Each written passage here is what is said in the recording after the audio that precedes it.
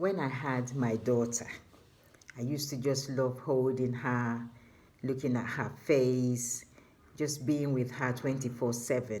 Anywhere I'm going, that girl is with me in the buggy. Even if I'm just popping downstairs to buy milk, I'll take her, just popping downstairs to post a letter. She was constantly with me. There wasn't a time when she wasn't. One day, my uncle, he told me that you need to let other people look after this girl. Since she's been born, I've not seen you without her. You need to take some time away from her once in a while so that you don't start hating her later when you want to have a break and she refuses to go away from you. And I laughed because I thought I knew better. I said, nah, I don't ever want to be away from her. I don't mind her being attached to me or me being attached to her. He looked at me with a knowing smile, because he was a dad of 5, so he knew what he was talking about. And then, of course, whenever I wanted time away from her, she would scream. She would be in floods of tears. Nobody could look after her. Even if they asked me to bring her to them, within 10 minutes, they would call me, Tina, come and pick up your daughter. We can't do this. She's been screaming the house down. So it became very, very difficult. And I thought, oh my God, I have built a rod for my back because now there's no escaping her.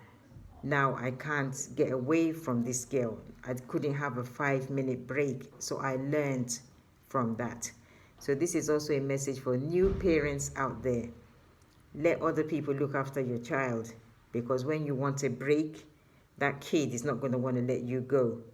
So I never made that mistake with my other kids. My youngest, Junior, at a very young age, he used to go to other people, used to play outside, very young age.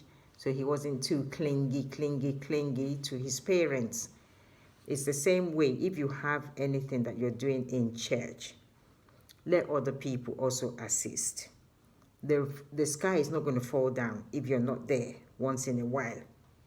Some people hold on rigidly to their post or whatever it is they're doing in church. They don't want anybody else to help.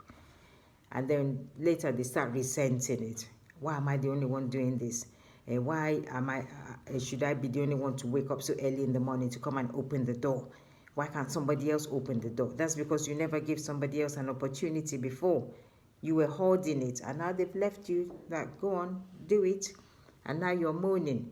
You need to be able to delegate. You need people you trust around you so that you're not doing it all the time. I've been under a pastor who he's the only one who preaches week in, week out. He didn't give anybody an opportunity. And I've also sat under a pastor who said, nope, I will not be the only one preaching every week. And he trained people that we're going to be sharing this together. The church I go now with my husband, there are 4 pastors there. So they have a rota where they take it in turns to preach and to teach. So it's not just one person, because you will burn out. We're human. We do have our limitations. You will burn out if you're the only one doing everything and you don't want to give other people a chance, other people an opportunity. So at the moment, I'm the only teacher in Sunday school. So I'm going to make sure that in the new year, I'm going to ask people in church, if you have a calling on your life to teach children, please come and join us in the Sunday school.